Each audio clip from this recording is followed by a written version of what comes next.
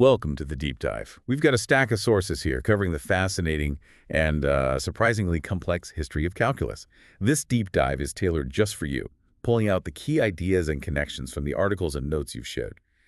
If you've only heard the simple story that calculus started with Newton and Leibniz, well, get ready for a much richer picture. The roots of this powerful math go way back and touch many different cultures long before the 17th century. That's right. Our mission in this deep dive is to navigate these sources, extracting the critical insights about calculus's origins, its development across different parts of the world, the breakthrough moments, and even the debates it sparked. The goal is to give you a clear, well-informed understanding that goes beyond the surface. So, yeah, let's unpack this history. Okay, so the standard narrative often places the birth of calculus squarely in 17th century Europe. But these sources really push back on that, suggesting ideas that are fundamental to calculus were being explored much, much earlier. Absolutely. If you think about what calculus ultimately helps us do, calculate areas, volumes, understand rates of change, these are problems people have been grappling with for millennia. We see glimpses in ancient texts. For instance, the Moscow Papyrus from ancient Egypt around 1820 BC has formulas for volumes, like a truncated pyramid. Now, they were specific formulas for specific shapes, not like general methods, but they show an early interest in these types of calculations. And I saw something about the Babylonians maybe using something like the trapezoidal rule for tracking planets. That's kind of wild. It is. They were incredibly sophisticated astronomers, and there's evidence they used methods that resemble early numerical integration techniques to calculate Jupiter's position. Fast forward to ancient Greece, and Archimedes really stands out. He used what's called the method of exhaustion. Ah, exhaustion. That sounds intense. What was that method about? Well, think about finding the area of a circle. Instead of just a formula, he would inscribe polygons inside the circle and circumscribe polygons outside.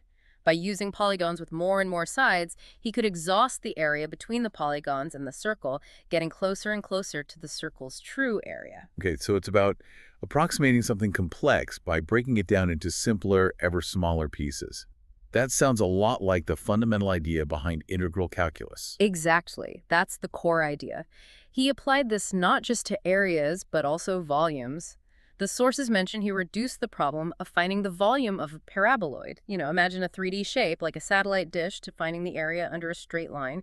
That's a remarkable geometric feat that, yeah, definitely prefigures integration. And he wasn't just thinking about static shapes, was he? The sources mentioned kinematic ideas. Right. Good point.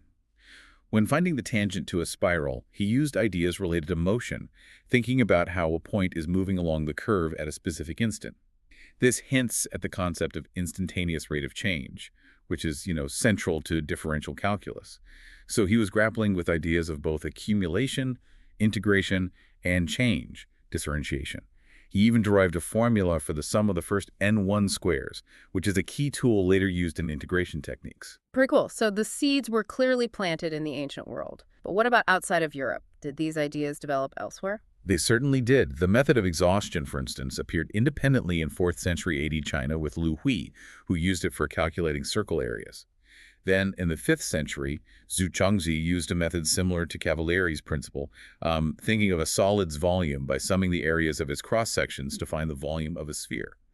Moving to the medieval Middle East, figures like Ibn al-Haytham, also known as Alhazen, in the 10th, 11th century, did significant work on sums of powers. Sums of powers. Why is that important for calculus? Well, because finding sums of powers, like 1 cubed plus 2 cubed plus up to n cubed, or fourth powers, is directly related to finding the area under curves like yx or yxo. That's exactly what integral calculus does. He used these sums to calculate the volume of a paraboloid, which is basically equivalent to integrating x in modern notation.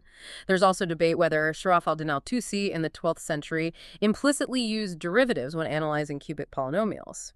So, yeah, sophisticated stuff. And I noticed the sources put a particular emphasis on contributions from India. That's a key point highlighted by the sources, particularly the Discover article. It explicitly states that calculus was developed in medieval India.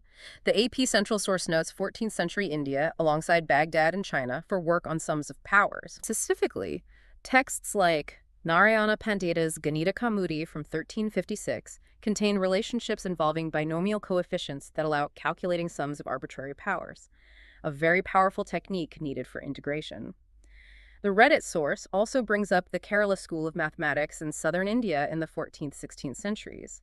They worked on infinite series expansions of trigonometric functions. Think of representing complex functions as endless sums of simpler terms. Right. This is foundational for understanding concepts like limits and convergence, which are absolutely crucial for rigorous That calculus. sounds incredibly advanced for that time period. And there's a suggestion that some of this knowledge might have traveled west. Well, Joseph and Almeida, researchers mentioned in the sources, they proposed that Jesuit priests in southern India might have encountered these mathematical texts and maybe brought some of this knowledge back to Europe in the mid-16th century. It's a hypothesis based on their research looking at texts and archives, but it raises fascinating questions about how mathematical ideas spread across the world, before the modern era. So looking at all these sources, it's clear calculus wasn't just invented out of nowhere in 17th century Europe. It feels much more like centuries of scattered efforts across different continents. People grappling with the same fundamental problems of change and accumulation. Precisely. These examples from Egypt, Babylon, Greece, China, the Middle East, and India show a long global history of developing pieces of the puzzle. Methods for areas, volumes, sums of powers, handling infinitesimals, infinite series. It really challenges the traditional, often Eurocentric narrative. The Reddit source actually points out that historical accounts, especially from the colonial era, often minimized or overlooked these non-European contributions. Right. Okay, so we have this long lead up, these precursors and partial ideas. What happened in the 17th century then? What makes Newton and Leibniz so pivotal? What Newton and Leibniz did independently was different. They didn't just solve specific problems or develop isolated techniques. They created the first general systematic methods for both differential calculus, that's understanding instantaneous rates of change, and integral calculus, understanding accumulation. And crucially, they realized these two processes were inverses of each other. Ah, the fundamental theorem of calculus. The idea that differentiation and integration are like two sides of the same coin. Exactly. That was the revolutionary insight. It tied everything together and provided a powerful algorithm, a sort of machine, to solve a huge range of problems that were previously impossible or extremely difficult.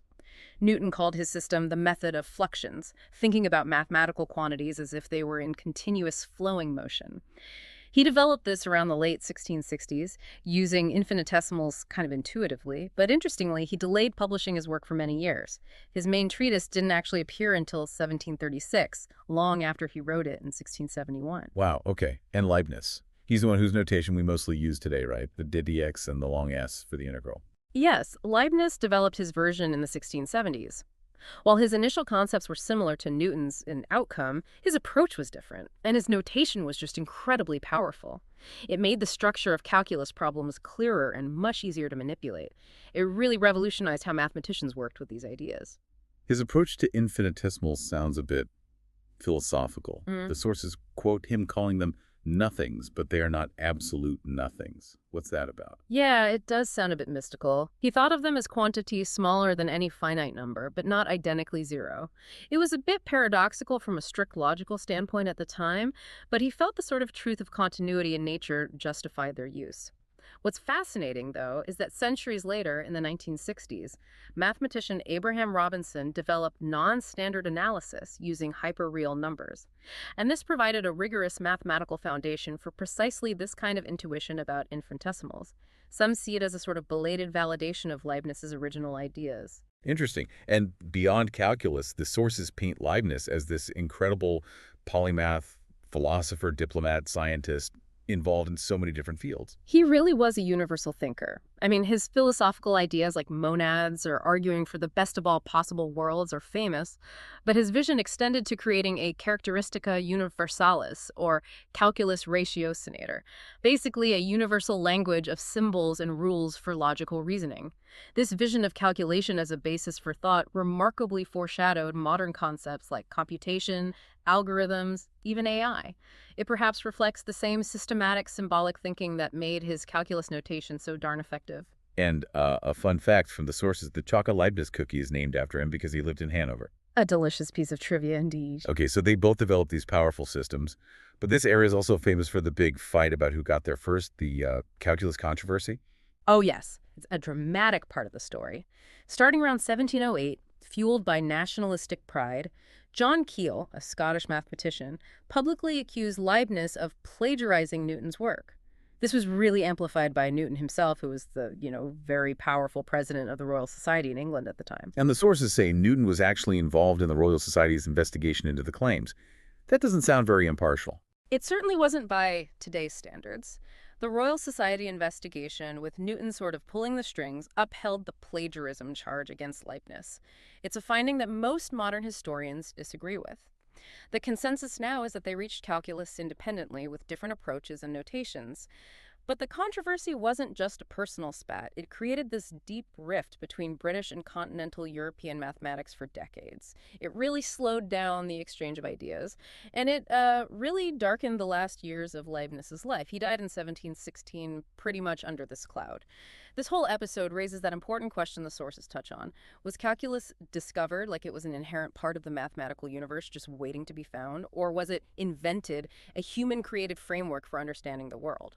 And given all those earlier precursors we talked about, maybe it wasn't one single discovery, but a long, multi-step process building on centuries of global work. Okay, so Newton and Leibniz gave us the powerful tools and the fundamental theorem. But the sources make it clear that their systems, while brilliant, weren't built on the same kind of rigorous logical foundation we expect in math today. Is that right? That's right. For much of the 18th century, mathematicians like Euler, Lagrange, Gauss, huge names, were incredibly successful using calculus. They applied it brilliantly to physics, engineering, astronomy, all sorts of things.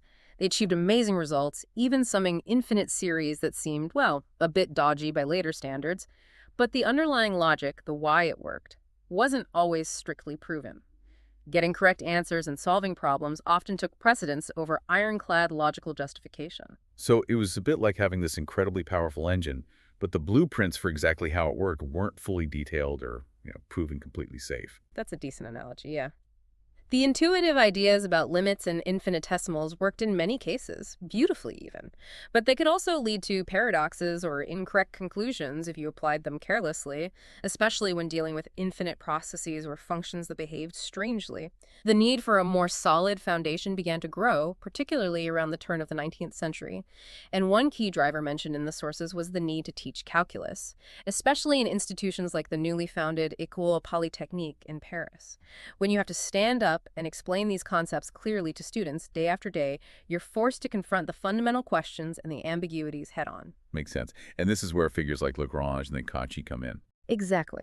Joseph Louis Lagrange, in the late 18th and early 19th century, he worked on formalizing concepts. He developed techniques like the algebra of inequalities, methods for bounding errors when approximating quantities. These were definite steps towards more rigorous arguments. He linked this work directly to his teaching. But it was Augustin Louis Cauchy in the early 19th century who really spearheaded the modern push for rigor in calculus. He essentially took those earlier techniques, which were often just used for approximation, and transformed them into tools for precise mathematical proofs.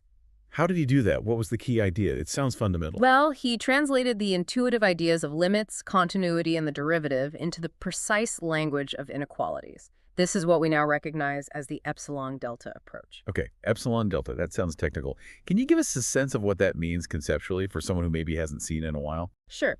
Think about proving that a function, say fx, approaches a specific value. L, as its input x, approaches another value, say a, the concept of a limit. Before Cauchy, it was often described with phrases like gets arbitrarily close to L. Cauchy's epsilon-delta method provides a way to prove this rigorously. It basically sets up a challenge. Okay, you give me any tiny positive distance, that's epsilon, you want from the target value L, no matter how small you make it. And I can show you a corresponding tiny positive distance, that's delta, around the input value A, such that if your input x is within my delta distance of A, but not equal to A, then the function's output fx is guaranteed to be within your epsilon distance of L. Ah, okay. So instead of just saying it gets closer and closer, you're setting up a formal challenge and response using these precise boundaries, the epsilon and delta inequalities. Precisely. It replaces intuition with strict, quantifiable, logical steps. Cauchy used this to give what's essentially the modern definition of a continuous function. He also defined the definite integral as the limit of sums, basically, the idea behind Riemann's sums, though that specific term came a bit later. He showed that processes like infinite series convergence could be proven by demonstrating that the difference between the partial sum and the total sum could be made smaller than any given tiny number, epsilon. He really emphasized that algebraic formulas, which everyone used freely, actually hold only under certain conditions and for certain values. He pushed back against just assuming that what works for finite sums automatically works for infinite ones. It sounds like he laid the critical logical groundwork for what we now call mathematical analysis, Hmm. providing the tools to prove why calculus works, not just how to use it. He absolutely did. He established the standards of proof that are still fundamental in mathematics today. Although it's worth noting, even Cauchy made some assumptions about the real numbers that weren't fully formalized until later, and he didn't quite distinguish between different types of convergence. But the core approach was revolutionary. And as we mentioned earlier with Robinson's work in the 1960s, even those early, seemingly non-rigorous ideas about infinitesimals from Leibniz eventually found a rigorous footing much, much later. It shows the long and complex path mathematical understanding can take. Wow. Okay, that really was a deep dive into the history of calculus. A lot to unpack there. We've journeyed from ancient calculations and approximations in Egypt and Babylon through medieval contributions across Greece, China, the Middle East, India, then the revolutionary systematic frameworks of Newton, Leibniz, alongside their bitter dispute, and finally the 19th century quest for logical rigor, led by figures like Cauchy, setting the stage for modern math. It really shows that calculus isn't some finished product handed down from on high, right? It's a vibrant, evolving set of ideas, built piece by piece, often with controversy, across centuries and continents. It involves moments of intense insight, brilliant systemization, frustrating arguments, and this constant drive for deeper understanding and stricter foundations. Looking at all these sources together, it truly makes you appreciate the many hands and minds that shape this incredibly powerful tool, and how its history is far more global and, frankly, more complicated than often portrayed. Indeed, it's a much richer story, and perhaps that leaves you with this to consider. This history shows how mathematical ideas often appear in sort of nascent forms, are developed independently in different places, and can take centuries to be fully formalized and understood rigorously. What does that process tell us about the nature of mathematics itself? Are we uncovering inherent mathematical truth that exists independently of us out there in the universe? Or are we inventing ever more powerful conceptual tools and frameworks that help us make sense of the patterns we observe in the world around us? Something to think about.